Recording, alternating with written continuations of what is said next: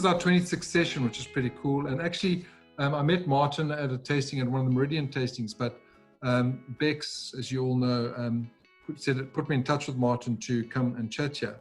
But I was reading one of the things on the Swartland and Olive website, and I just want to read it because it sort of fits in so well with this Love and Time of Corona storyteller session, where it says, "Marras is your nickname, eh, Martin?"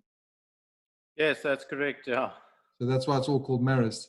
And Marras really digs wine. Yes, he loves it, but he also digs it. There's a difference. Love is sonnets and black tie shindigs with tuxedos and silk gloves. Digging, on the other hand, is something that brings to mind secret snogs on the front seat of a bakkie and skinny dipping in a farm dam under a full moon. To dig is to enjoy something sincerely, authentically, and without pretension. And this is Martin's relationship with wine. So that's so cool, because that's exactly how we like the wine, without the pretense. So let's get started. I've got a whole lot of notes. I'm right from the beginning. Tell us just about yourself and how you got into wine. That'd be awesome. Cool. Yeah, happy Father's Day to all the fathers out there, first of all. Thanks. It's a hell of a tough job being a father, eh? Having to braai and having to drink isn't always easy. It always we always make it seem easy, but it's not. Yeah, so I always say I wasn't born into a wine farming family, but a wine drinking family. So born as a Cape Townian, always had wine on the table. So even though the complexities and the layers behind wine is way deeper than just a bottle of wine on the table. But I think that was kind of the introduction where wine was just part of our family's everyday living. So moved to KZN my father then worked for NLK, which is a feedlot in Natal back in the day. So kind of quite isolated from the wine industry. And I can remember us just driving loads of wine back to Natal out of the Cape every December holiday after visiting family. So there was always this kind of thing of going back to the Cape, getting wine and transporting it back into KZN, just to see us through, because obviously there wasn't much variety in KZN back in the day. So my first, I would say, my first bad memory with wine was me and a few mates.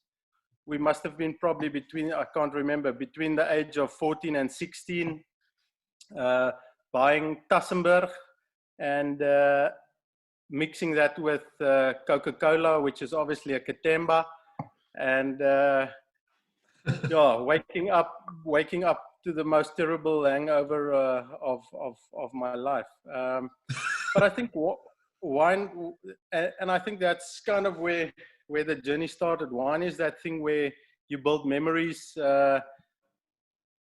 So obviously, like every parent, my folks wanted me to be a doctor or an engineer. So I started studying engineering at Stellenbosch University. And I always say my wine drinking habits didn't meet the self-discipline to finish a wine or an engineering degree.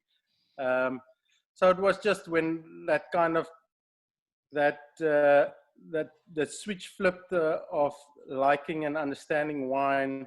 I tried to do a lot of practical sessions as a student in Stellenbosch. And that kind of forced me to change it to a wine making degree. So jumped from engineering onto winemaking, and it was obviously enjoying wine and learning about wine it's a never-ending curve.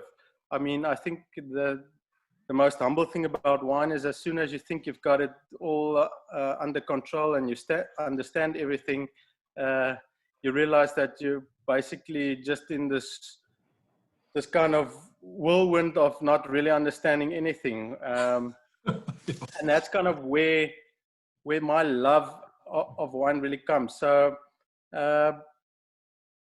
after finishing at Elsenburg University, my first job was with David Nieuwoud of Cederberg Cellars. Yeah, he's a stalwart. He's a legend. He's and I think that's a huge important part of being in the wine industry, is just getting onto the right path, because it's such a huge industry. I mean, from making super ultra premium wines to just making bulk wine for exports. It's important that somebody kind of mentors you and puts you on the right path to understand the whole works around the whole system. So obviously working in the Cederberg, super focused white wine making, Sauvignon Blancs, very reductive wine making, and also obviously super red wines as well. So I think, and credit goes to David, I think, still being a student, and I still think today that making wine or studying wine or wine making course doesn't really make you a winemaker. It's all about just being on the floor and really learning through experiences. So commencement to David for giving us the responsibility. So he wouldn't micromanage us. He would give us kind of the freedom to do our thing in the cellar. And that kind of gives you understanding. I mean, I think it's almost that thing where they say you have to fall off a bicycle to start riding a bicycle, or off a horse, or so you have to make mistakes to understand not just how to work in a cellar, but also how to manage grapes that come in and how to really express them when you bottle them. So that was kind of a good learning curve on a very short path. So, but I mean, just so I can say that. So if you guys know David Nieuwoud, he's all the Cederberg wines, he's Ghost Corner, he's Driehoek, and then I think he's got a lot more collaborations going on. And you were involved in some of the making of those wines. Yeah, back in the day, obviously the Ghost Corner stuff and the Cederberg wines. He's obviously also got that collaboration Longaví wines with Julio Bujon from Chile. So no, he's got a big history and reputation of making wine. So that was really a good, I would say, foundation for me to get started. From there, you qualified at this stage? Yeah. So qualified, yes. I just want to say he came top of his class. He was cum laude, and he was one of the wine geeks, actually. Am I right? Yeah, I mean, that doesn't really make any difference. Maybe I should have just stuck with engineering. But no, I mean, I think when you're really doing something that you love and you enjoy, it's easy to make scores. So I was just in my element, and I was in something I really enjoyed, and it was my passion. So nothing seemed like work while I was studying or while I was doing practicals. So that's possibly why I scored better. And obviously consuming quite a lot, my practical scores was extremely high. So I had years of experience when it came to the drinking part of wine. Yeah, so I think the next part that probably played a huge role in the development of Marras was my session in France. So I did a a 5-month internship in the Northern Rhone Valley in France.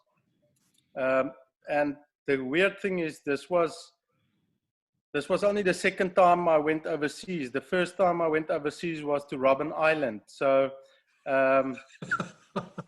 this was quite like a super cultural experience. I mean, back then I didn't even realize that when we had summer, they had winter. So I can still remember I left for France. I think it was beginning August.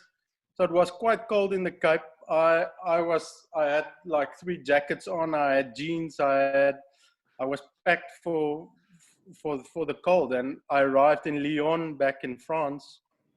And I remember walking out of the airport into this curtain of super hot air. And I think it was something like 35 degrees Celsius. And that kind of, it sounds stupid, but it was difficult for me to understand that I dressed in winter back in Cape Town, and now I'm walking into a 35 degrees Celsius growing season. So, yeah, so that was kind of a culture shock, and that was back in 2011. So, I mean, we forget how quickly technology and these things kind of change. So back then, like cell phone, WhatsApp, none of those stuff. Well, cell phones were there, but they weren't as advanced, and WhatsApp and things like that wasn't part of the game. So I mean, dropped there in Lyon. I thought they were going to pick me up on the airport. There was nothing. I had to get onto buses and things and trying to make my way down to the Northern Rhone. Exactly, in French. But then eventually made it.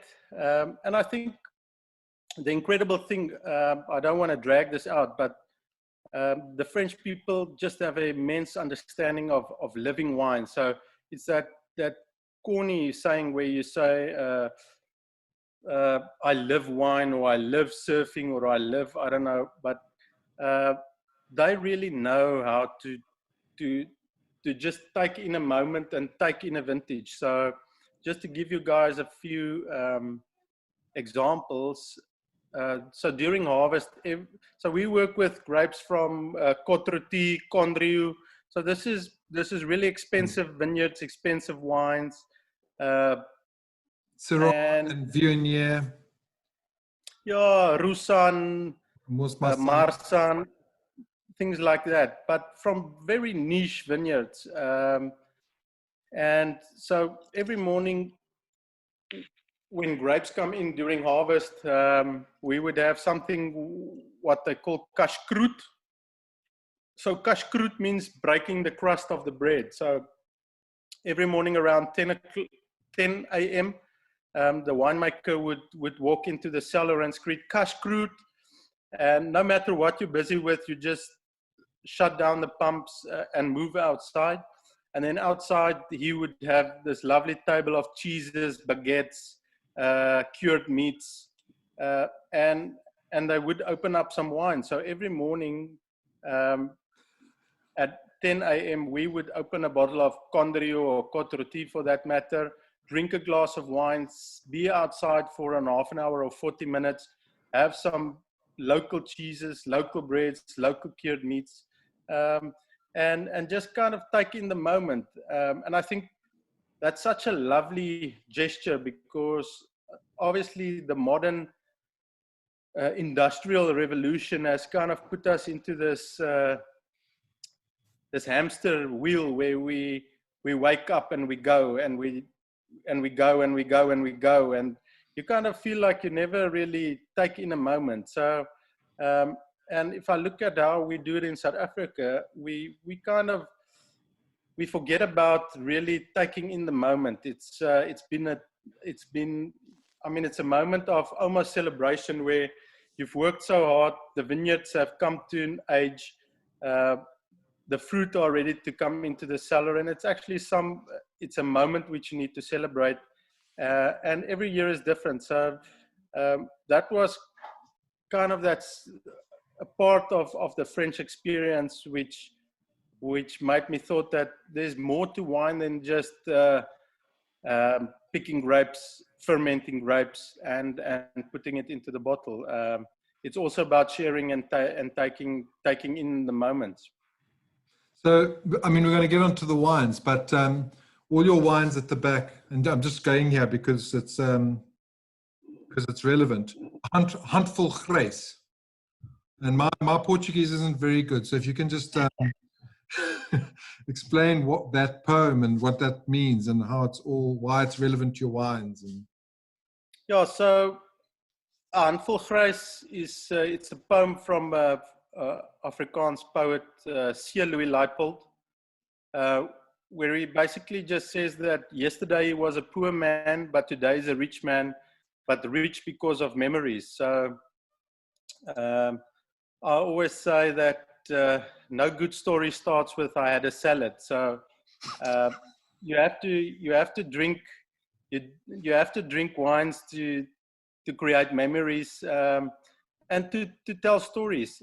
And in that same sense, I always say that I mean, wine for me has no value when it's closed. It needs to be opened up and it needs to be shared with people to really come to to really show its value. And also, I mean, I always say when I look back at my life, the best experiences of my life, I remember the people I had the experiences with. I don't really remember the wine. So I think we're in this the selfie era where people take photos of themselves and kind of put wines on pedestals, and we kind of lose the plot where wine wasn't created to be the god.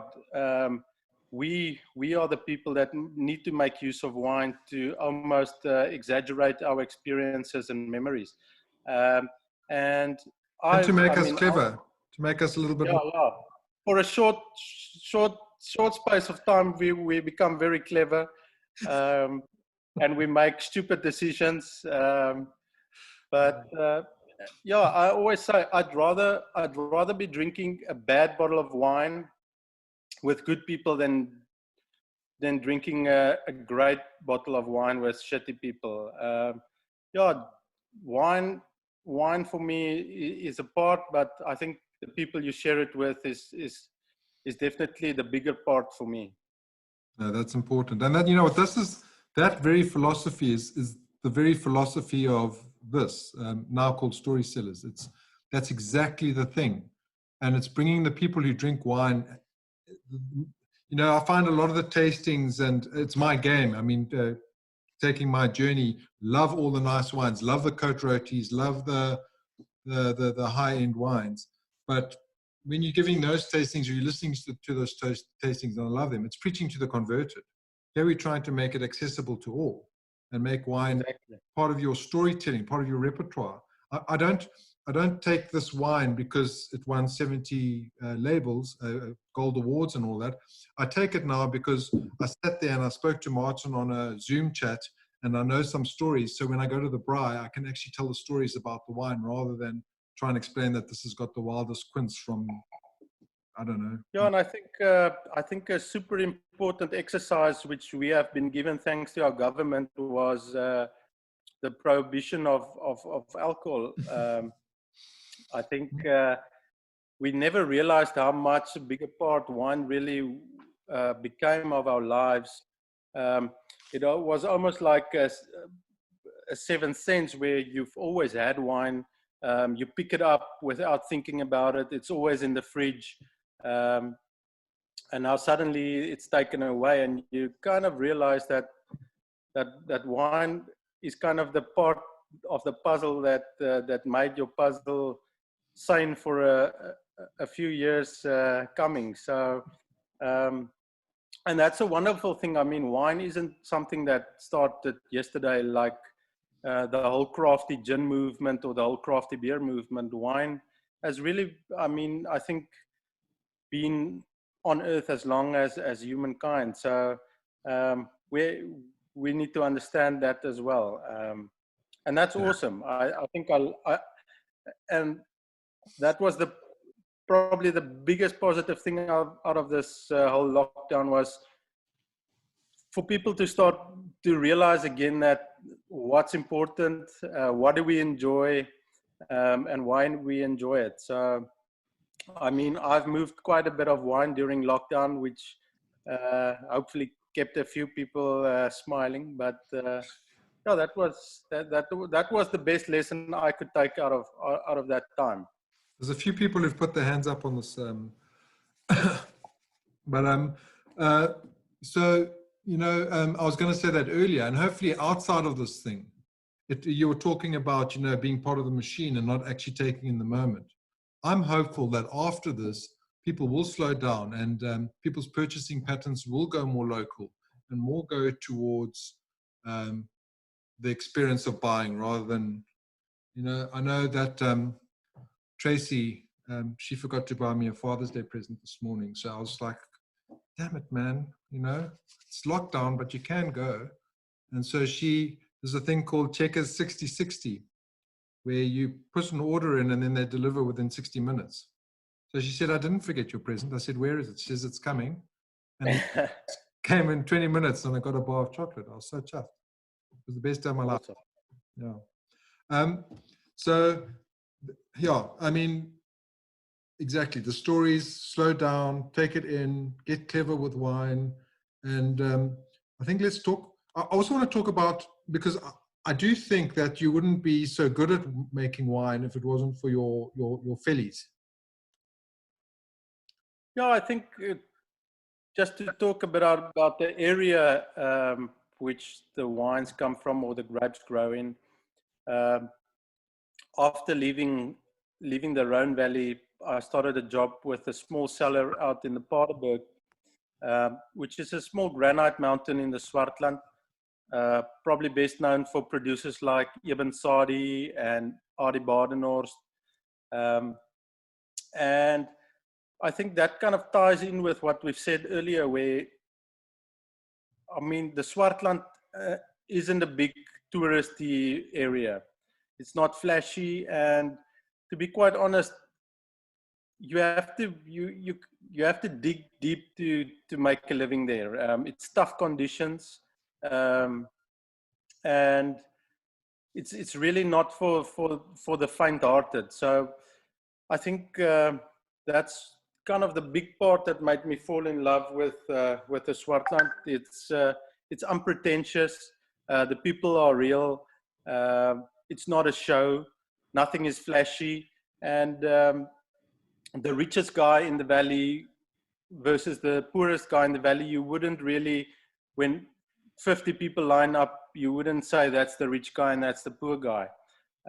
It's just like small communities helping each other out, being at the tractor or being at delivering wine or picking up kids from school. It's really just down to earth farming. So obviously, with my philosophy with winemaking, which is very natural. So I think probably one of the biggest characteristics of the Swartland is dryland farming. So all the vineyards I work with, both in the Swartland and on Piekenierskloof, is dryland bushvines, meaning that they're not trellised, and the only water they receive is rainwater. So really minimal water during growing season. And I think we've come out of probably 3 tough dry seasons. So I must say, if my memory serves me right, this is probably the first winter in quite a long time where I can say that I can feel like the Cape's winter has moved in again, where you really have this drenching rain just falling from the morning to the evening. So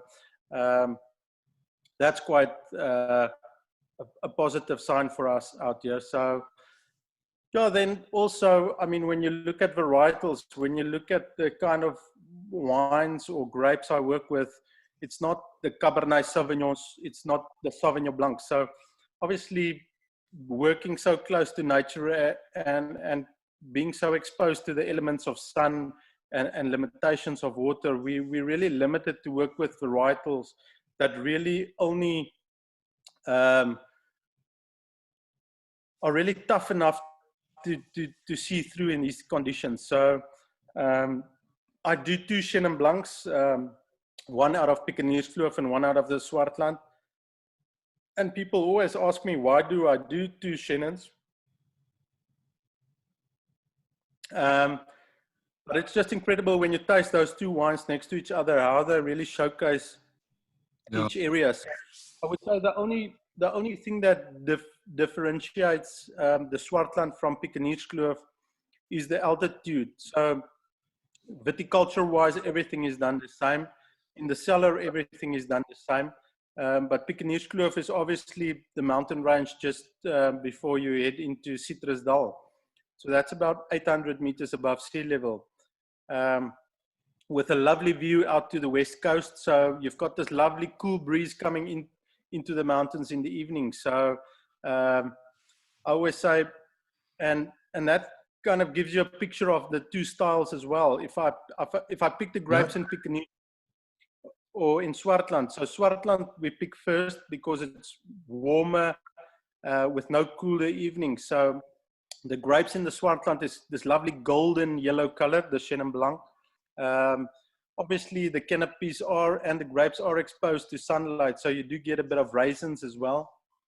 So if you think of a golden color bunch with a bit of raisins, if you ferment that kind of translates into the style. It's fuller on the palate. You've got this lovely, I would almost say, dried fruit components, ripe peaches, ripe apricots, roasted nuts.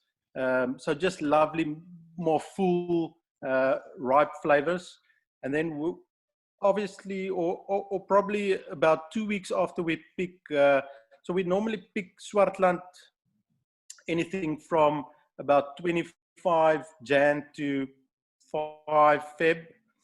And then Piekenierskloof ripens about 2 weeks after that, obviously because of the altitude, a lot of more cooler conditions. So the Piekenierskloof Chenin Blanc grapes really look like Woolworths eating grapes. They're just like super, almost luminous green color.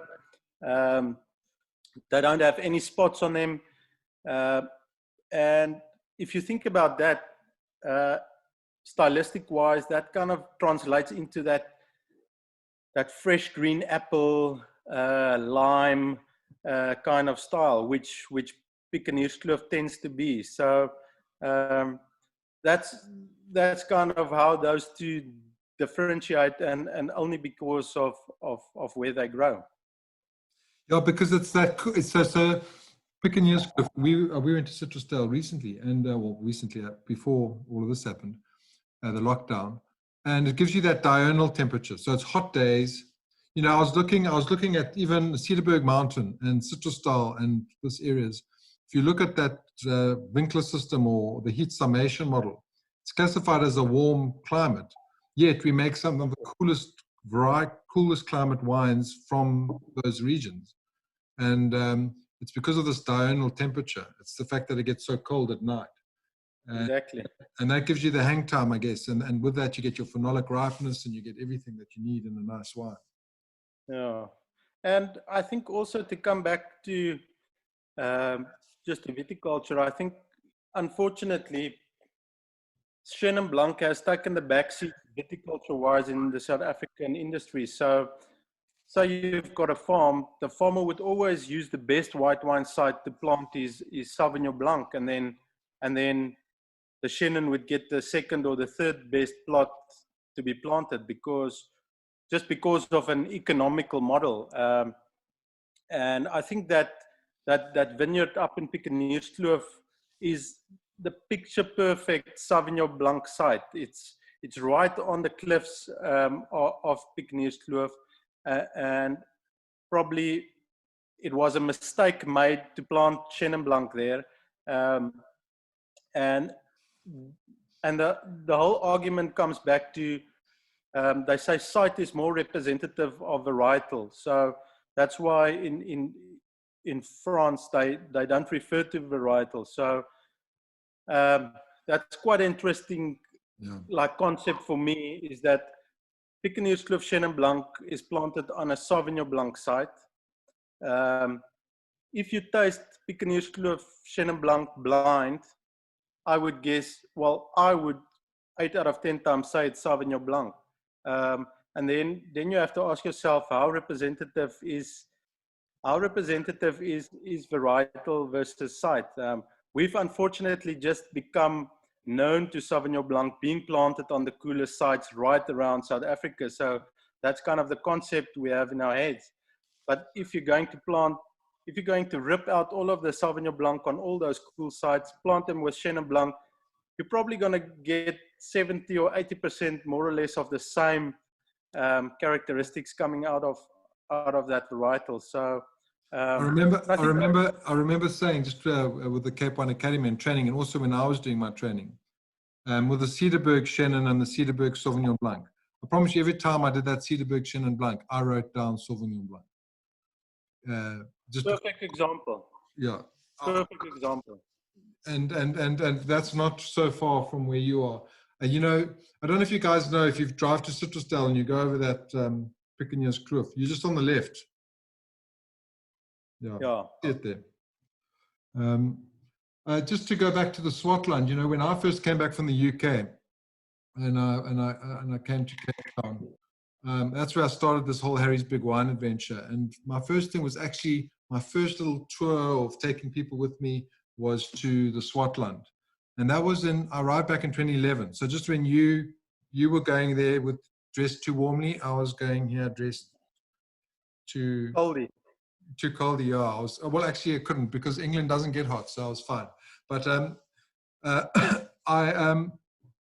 so I did a thing to the Swartland, and right then in the 2011, and it was when the Swartland Independent was happening, the Swartland Revolution was starting to get its momentum and all of that. And there was a definite feeling, a pulse of the revolutionaries or the mavericks and the old guard, Hetflok Castile and even Kruvenberg and Pulpit Rock and all of those guys that are around there. And I remember feeling that vibe.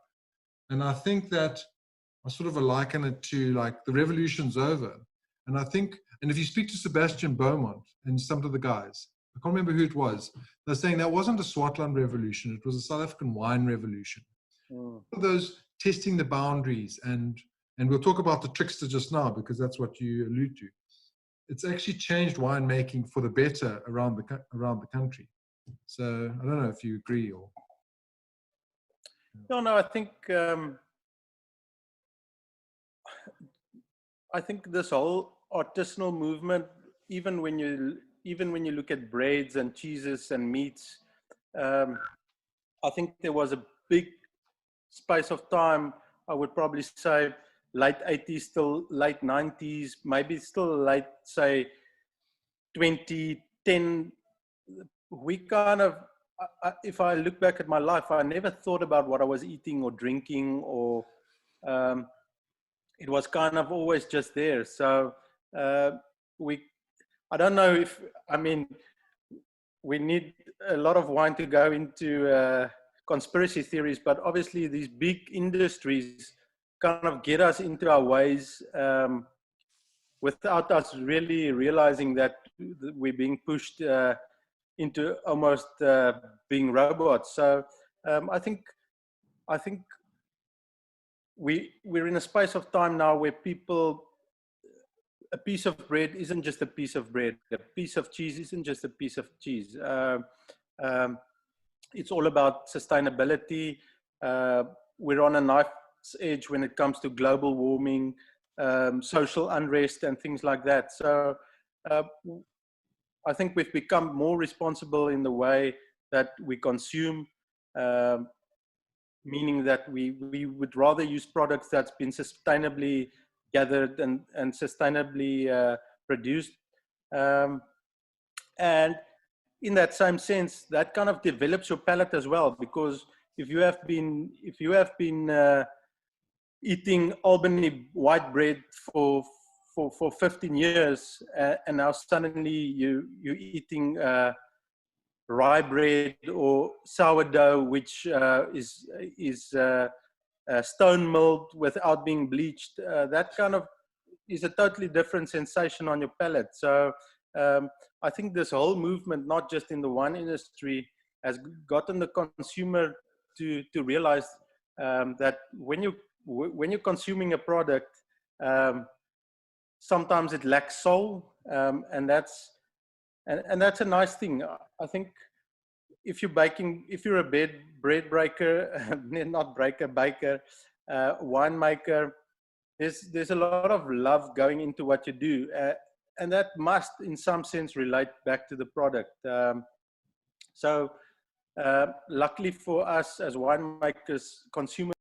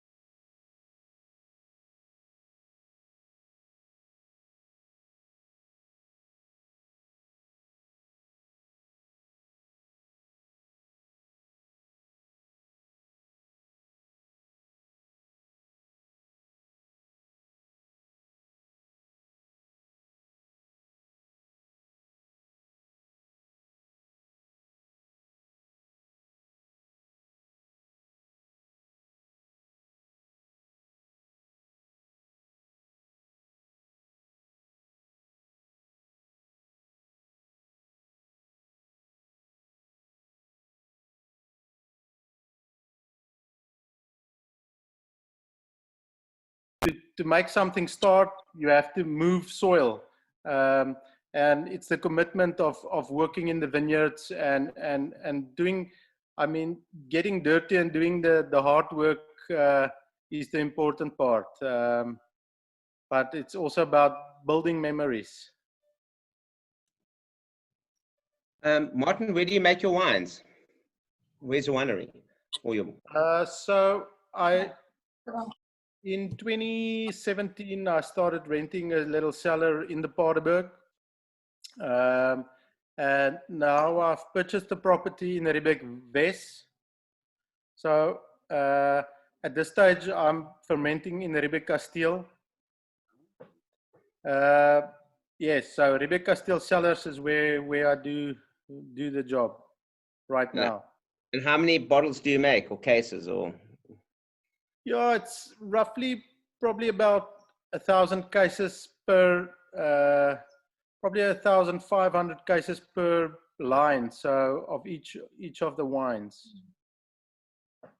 Okay. Yeah. Hello, Bex. Just unmuting Bex. Just in time. Just in time for coffee. Yeah, man, I've been listening. Well, okay. I've got the family around the table. Neerman. See how she said Neerman. Neerman. There's Marty. There's Troy.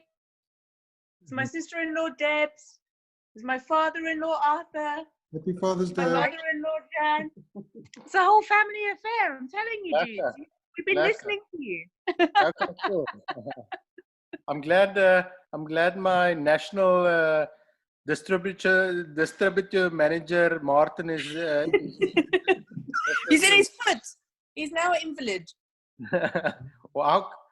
What? I need to become sales executive. He's the new Marras sales executive, exactly. No, I was just literally gonna say it's really awesome to see you on here. And actually, like, just listening to you is exactly who you are. Like, you are just kind of, what you see is what you get. You've got such a passion for wine and a passion for like where and how wine is made, and that comes across in your products. So like, I'm so glad that you came on here, and I know you've got loads of new exciting adventures, such as canned wine, such as building your own cellar. So I wish you all the best with those, Martin. I really do. Awesome, lekker. For sure.